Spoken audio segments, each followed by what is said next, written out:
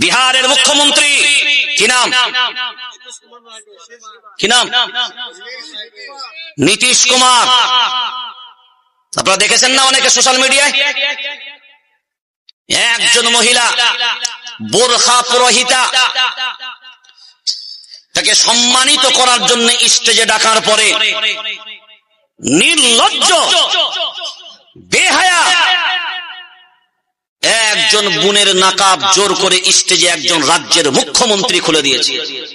सौम्या कुमारी, माननीय मुख्यमंत्री जी अपने हाथों से मूर्ति पत्र देके नीलम अभिरंजन সমর্থন করেন নাকি? কথা বলেন।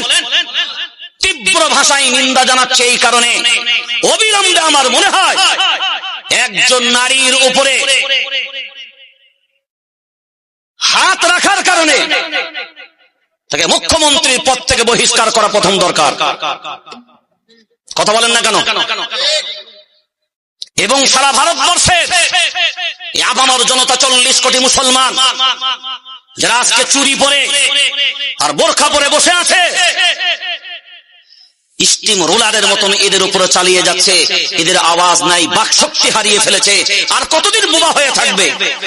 একটা রাজ্যের মুখ্যমন্ত্রীর কাছে আমার মুসলিম বোন, আমার মুসলিম মহিলারা তারা যদি নিরাপদ না হয়, তাহলে এখন চিন্তা ভাবনা করে দেখেন সেই রাজ্যের নরখাদকদের কাছে নারীরা কি করে সুরক্ষিত হবে। দেশের প্রধানমন্ত্রী বলছে বেটি বাঁচাও বেটি পড়াও। তো বেটি বাঁচাও আর পড়াও কি তোমাদের ভোগ করার লেগে নাকি?